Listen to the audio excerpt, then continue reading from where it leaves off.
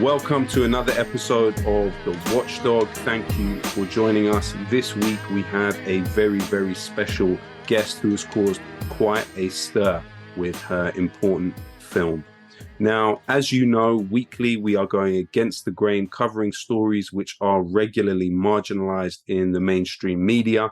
For that reason, we hope you can support us by sharing, liking, and subscribing to this video and this channel. Now, this week we will be discussing the film Farha, which has been released on Netflix and deals specifically with the Nakba of 1948 and the creation of Israel as a political entity on top of the ruins and the remains of a Palestinian civilization which endures until today, in spite of the complicated and sophisticated military machine placed on top of it. And we are lucky enough to be joined by the director of the film, Darin Sallam, who is joining us from Jordan today to talk about the film. Thank you so much, Darin. How are you today? Hi, Kareem, and thank you for having me.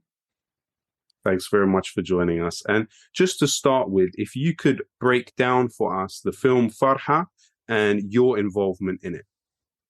So Farha is my debut feature. It's a coming of age film. I'm the writer and director of it. It's the story of a 14-year-old Palestinian girl whose dream is to get an education in the city because her village has school only for boys. So this dream changes from getting an education. Her dream changes from getting an education in the city to surviving a room that she was locked up in by her father to protect her life when the Haganah soldiers invaded their village. And basically, it's inspired by true events. I had the story when I was a child because I heard it when I was a child, and it stayed with me. And when I became a film director, I just found myself writing the script, and I felt the urge to share the story with the world. And finally, I'm happy I am now.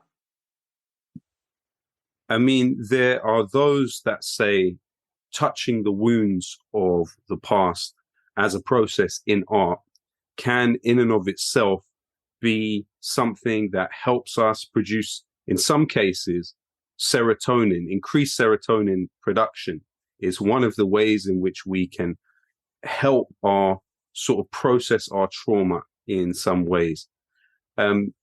Did you feel that writing this was something that, there must have been some very, very tough times in writing it?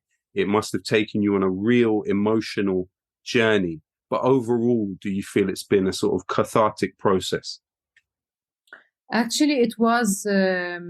It wasn't easy to because part of my homework as a writer and as a director was to do a lot of research, hear a lot of oral history of people who witnessed these horrible events and the killings and what happened in Nakba, and it was painful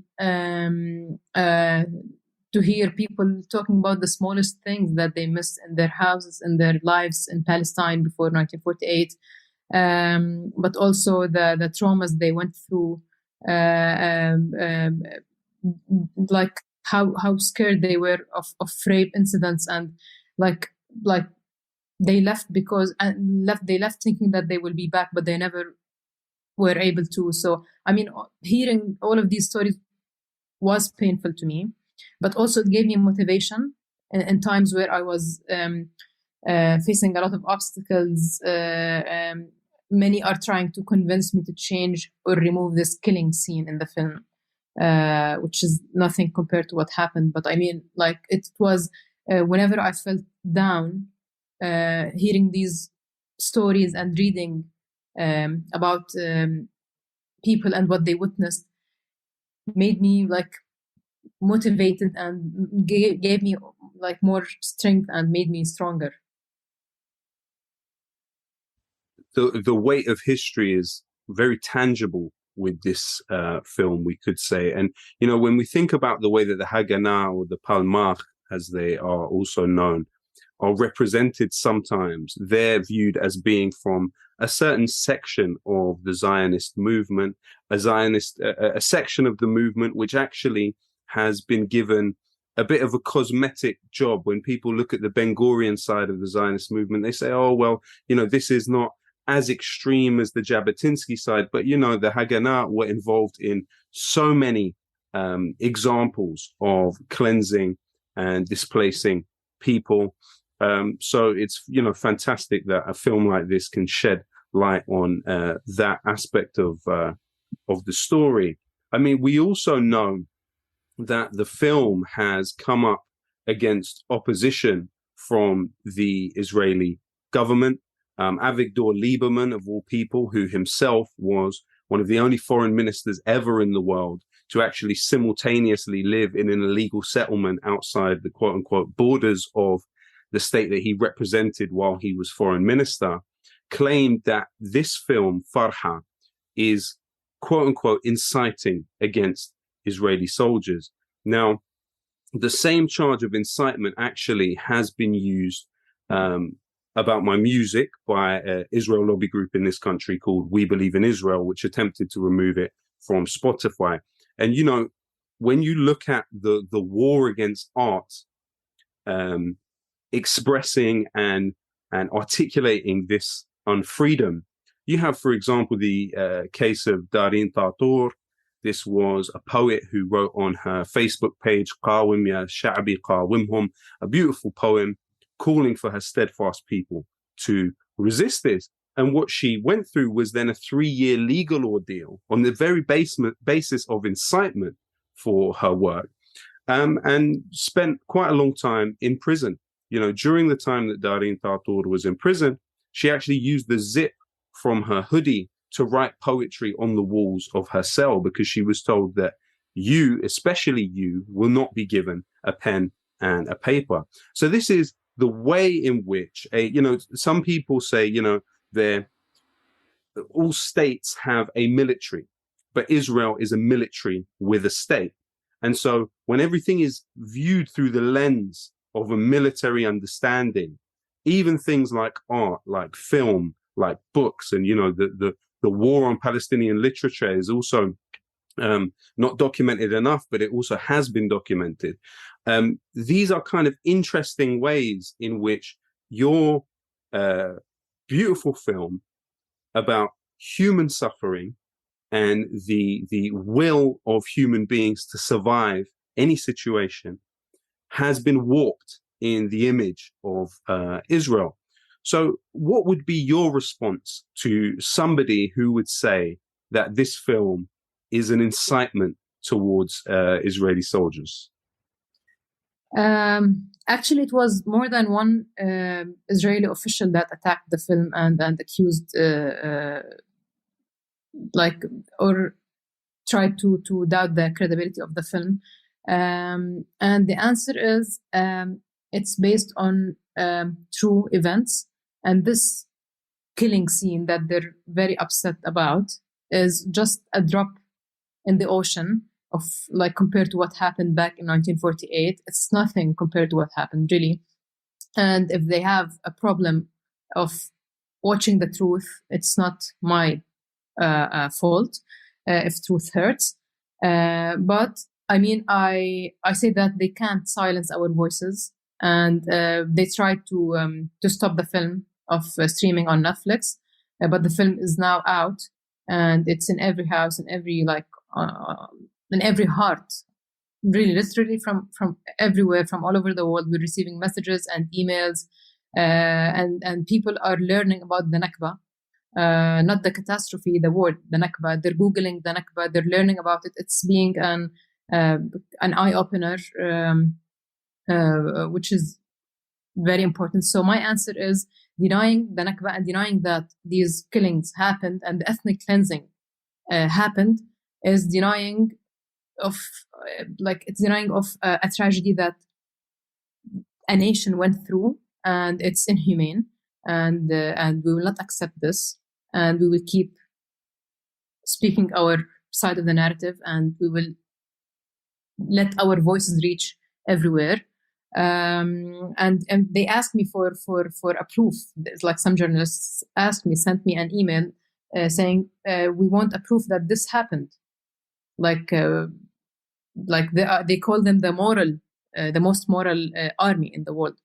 So I, of course, I didn't answer them, but I'll answer now with you. I'm gonna answer, and my response is that a document. If you want a document, I'm not gonna say the typical answer, which is go check oral history or ethnic cleansing by Ilan Pape, or archive your archives, or check maybe the Haganah soldiers who are still alive and who are speaking and saying that we killed while laughing in documentaries like At-Tantura by an Israeli filmmaker. But I'm going to say that I am a document. I am a proof. Denying Al-Nakba is denying that I exist and denying that it's part of my identity and who I am. Like the Palestinians that were killed all over, like all these years, are documents. The Palestinians who are living around the world, millions of Palestinians in the diaspora, are documents. Shireen Abu Aqle is a document. Iman Hajro, who was 4 months old when she was killed. I can't remember the weapon she was carrying back then when she was killed, but I can't forget her image, is a document. Every Palestinian who's disabled, who lost an eye or like an arm or a leg, or disabled because of the killings of the Israelis, is a document. So we are all documents, and this is the truth, and they can't just deny us. Powerful, very powerfully said. And the thing is many people view the Zionist movement as being represented on two poles, from Ben Gurion on the quote unquote what they called the left to Vladimir Jabotinsky on what they called the right. Both of these people actually had consensus on one thing. They both had consensus on the fact that Palestinians were indigenous. Whether it was Ben Gurion writing in 1915 or whether it was Vladimir Jabotinsky writing in his book, The Iron Wall, they had a clear understanding that what they were doing was a colonial project. It only seems to be New Age Zionists who are in some form of denial about the nature of the state building project and what it entailed. Jabotinsky clearly says, and just so people understand, so the audience understand how important Jabotinsky is to the idea of Israel, he has more roads, streets, cinemas, parks, schools named after him in 1948 in what they call Israel than any other political figure historically, more than Theodore Herzl, more than any of the others. And Jabotinsky says clearly in his book, The Iron Wall, any population will resist alien invaders. So he directly references the Zionist movement, himself and others, as alien invaders. And if you actually look at Jabotinsky's political orientation, where he felt he had a kinship in the world, he clearly understood himself as a fascist. He clearly saw kinship and an affinity with particular fascist movements in Eastern Europe, and of course Mussolini. He was greatly enamored with Mussolini. So this is just the reality and the truth of history. The interesting thing that I found also, though, was that, Netflix is a platform that has featured films that have been made with involvement of figures from Israeli intelligence and Israeli military. So there's the Eli Cohen film. There's, of course, the series Folder, which many see. So it was a surprise for me, and I'm saying this from my perspective as an audience member. It was a surprise to see a film like Farha get through that seemingly hegemonic sort of role at the platform. Can you explain, what that process was like and how you did it, how you achieved something that seemed from the outside, as a layman, it seemed like it would be almost impossible. How did you manage it? Yeah, I mean, so some people think that Farha is, because it's on Netflix, it's a Netflix original. They don't know the difference. So Farha is not a Netflix original. It was produced by a Jordanian production company, Tailbox. with co-production from Sweden. But after the film was out and it had its world premiere in Toronto International Film Festival, I'm very proud, by the way, of this screening, because Toronto are really the bravest film festival, because other film festivals are afraid to screen Farha. So I really have respect for this festival. I love it, and it's I don't think the world premiere was going to be any it was amazing. I mean, I really have respect because, as I said, festivals were afraid of Farha. Not all of them, some of them. So it's one of the bravest. So after the film screening in Toronto, the film started touring festivals around Europe.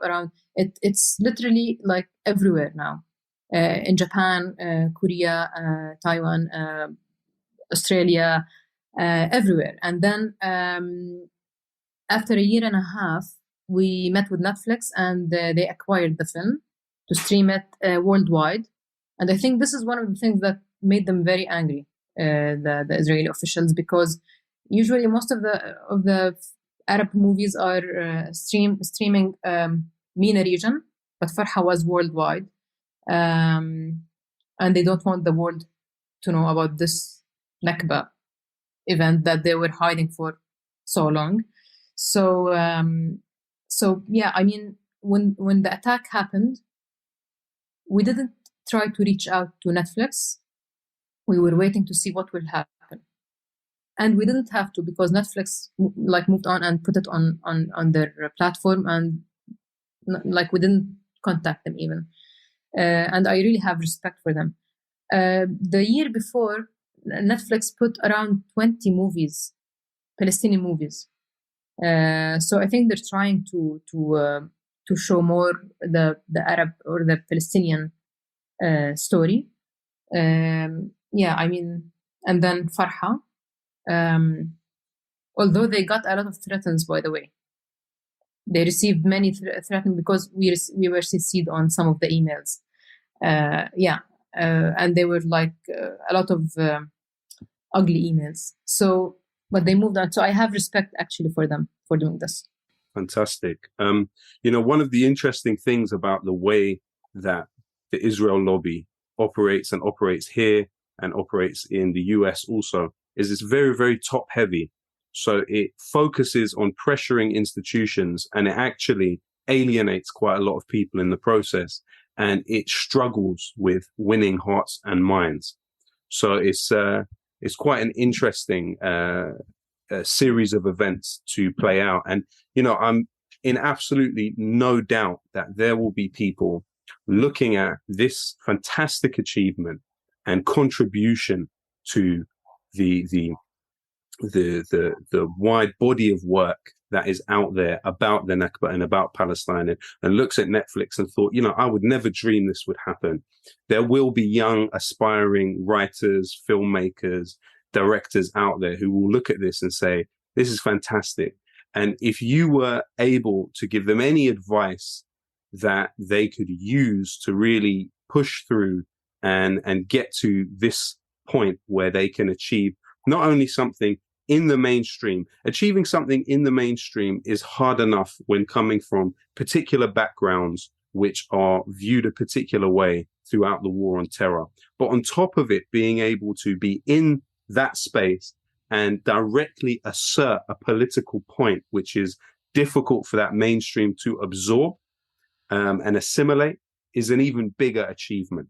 So those who are hoping to not only put themselves out there, but also achieve something for their people and for the civilization from which they come, what kind of advice could you give to those young people? I think the first thing I would advise them is to be truthful, because to be sincere, because this is something that will stay with you. You will have to travel the world with this film, and you will have to stand in front of hundreds and thousands of people in screenings, in screening rooms, and you will have to answer their questions You'll have to defend this film like forever, and you need to be again truthful and sincere and loyal, because if you make a film about Palestine, or if you want to make a film about Palestine, you need to have ethics, and it's a huge responsibility. You need to have ethics, your principles and values, because many will try to change your mind and tell you, why don't you delete this scene, like what happened with me? Just remove this scene and you will get funded easily. No, I prefer to wait 3 years and to make it with my ethics and principles and values, and this is my advice: stay loyal and stick to your principles, because it's a huge responsibility. Kareem, for example, with Farha, because I said the truth, I wasn't afraid to face the attacks and talk and speak about the film. The most satisfying thing and emotional thing is receiving messages from people who watched the film and witnessed the Nakba. For example, a woman who's in her 80s saying, "I'm Farha," or someone who says, "My grandmother is Farha," or "My mother is Farha." Every girl, we are all Farha. This is something. It's amazing. Some people are telling me that they found out after watching the film that they have intergenerational trauma. And some are telling me it's connecting generations. We're sitting like different generations watching the film together and crying together. It's like we need to understand that how powerful is cinema. It can make difference. Now critics are many critics are saying that Farha is a groundbreaking film, and now they're expecting that. They're not expecting. They're saying it will be the launch of the Nakba genre in film, and I'm very honored, and I really want this to happen because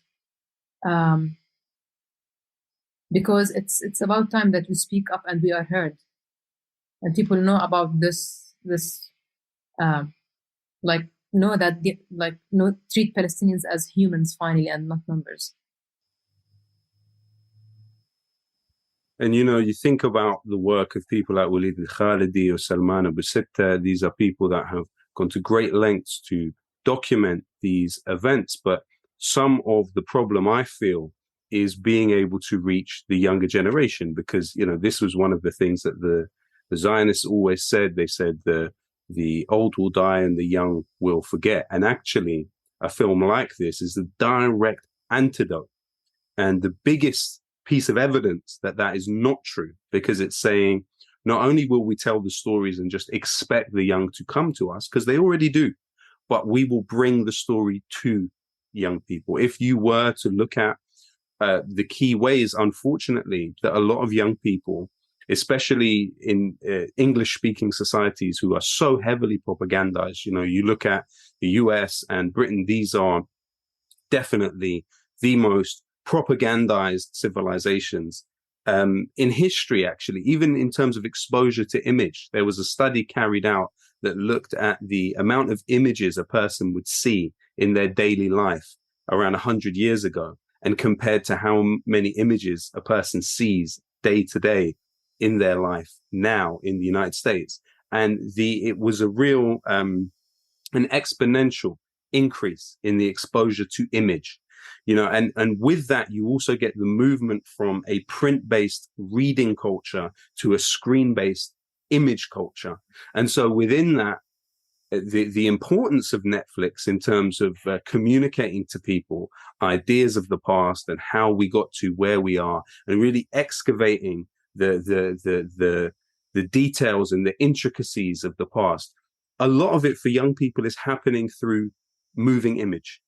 And so what has happened is you've been able to take this to young people where they are, to speak to them in a language that they understand. And it would be absolutely amazing if this was to lead to the emergence of a whole genre, which would tease out a lot of the aspects of this. So, it's been a real honor to interview you today. I hope that we can speak again about more films and more things coming out soon. I appreciate you taking the time to do this. If you have anything lastly that you would like to add, for instance, I feel that we may not have covered enough quite your just general response to actually the fact that a political unit has actually taken serious measures against this film. It's almost like a war against this film, and when you're in the sort of eye of that storm, and I think the good thing that you emphasized, which I think is important for people to know, is the ability to stand on your convictions. Because I think when people do not have strong conviction about what it is that they've done, it's quite easy for them to be shaken. It's quite easy for them to be moved. And let's be clear, the weight of those mechanisms is heavy. When you have key figures who are killers from governments in the world saying the name of the film and saying this is a threat to us and our domination and what we want to do in the world, that's quite a scary position to find yourself in as a person. And, to be able to withstand that pressure is a testament to the strength of your conviction. And obviously this recognition of the weight of history. How did that feel to be in that position? And do you have any just last message you would like to give to anybody who's part of that war against this important film? Thank you, Kareem, for everything you said. Actually, you're right. But I when they asked me, how did you feel when you, I was, what I felt, I really wasn't afraid at all. Like you said, wasn't shaken at all, because, as I said, because I'm saying the truth. I know the truth. I'm saying facts. I'm being sincere, and I'm telling a humane story, and so I have no doubt of I'm it's as you said, it's a recognition, and I mean it means it's very emotional. Yeah. Why it's scary to them. But I can say that this is why I said we need to if we're saying the truth, nothing will scare us. I wasn't scared. I was only shocked, as I said, because denying that killing, they killed people, was shocking to me. Yeah. I mean, are you serious? I mean, where do I start from? This is the shock to me, and the timing.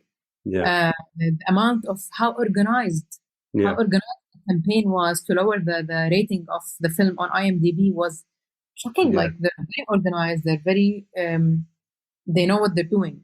Yeah. The shocking part, but no, I wasn't shocked of the reaction, to be honest. Yeah. But as you said something that I used to say when I used to pitch the film before shooting it, when it was just a script. I used to say, they say that the old will die and the young will forget, and hopefully the young will remember with a film like Farha. Yeah.